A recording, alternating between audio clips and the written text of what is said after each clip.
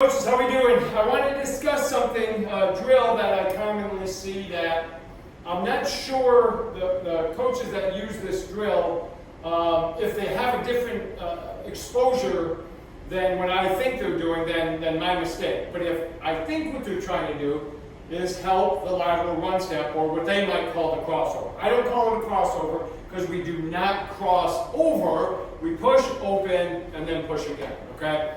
So they do a drill where they take a banana hurdle, okay, the little hurdles, or I like to use cones, so I get a 9-inch cone. And what they'll do is they'll perform a drill where the athletes have to go here and then drive up and over, okay? So they'll take off, and maybe they're going to accelerate for 10 yards, but they start them like this and they have to lift over. And exactly the wrong emphasis you want, okay? Let me explain why. When a track athlete comes out of the block, the reason we see their feet coming through low is because they're always after force application for the purpose of translating and projecting their body towards the finish line, okay? So if I'm an athlete that's here and I need to escape this space and go attack some new space somewhere, okay? It could be a tennis player, right? Could be anything.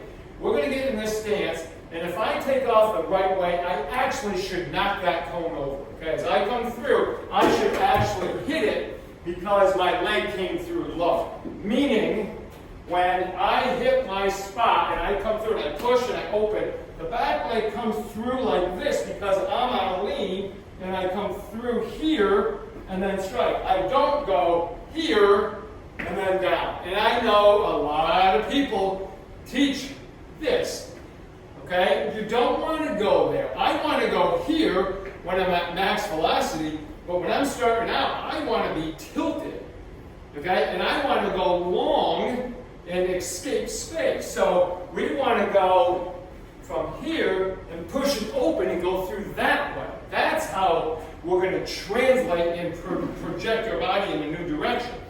The other drill that I commonly see is they lift, strike, strike, strike again, and then lift over the top. Great drill for disassociation means. If I'm just trying to teach an athlete to disassociate upper and lower body, great drill for that. But if we're doing that to say, hey, we're trying to get them better at the crossover, no, you're not. Okay, you might think you are. But anytime I cross my midline with this foot being perpendicular to the direction that I'm going, this foot, that is an incorrect physical and biomechanical movement.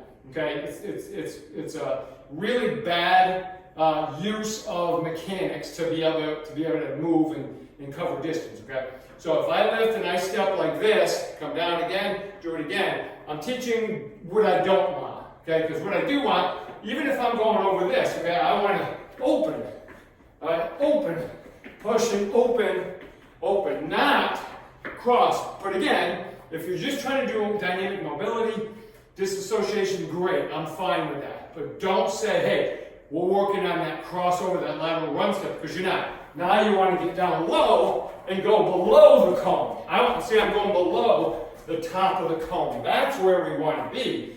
We don't want to be up over the top because now we're going vertical and we're projecting down into the ground versus being able to push back to project forward.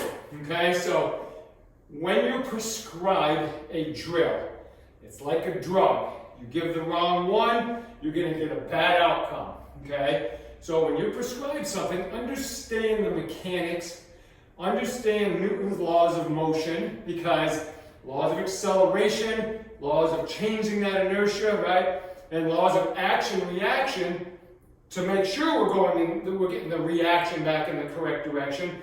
All those have to apply, okay? So make sure that if we do this drill, we have a different reason other than saying we're trying to make them faster to accelerate in a new direction, because that's not what it's doing. All right, thanks guys.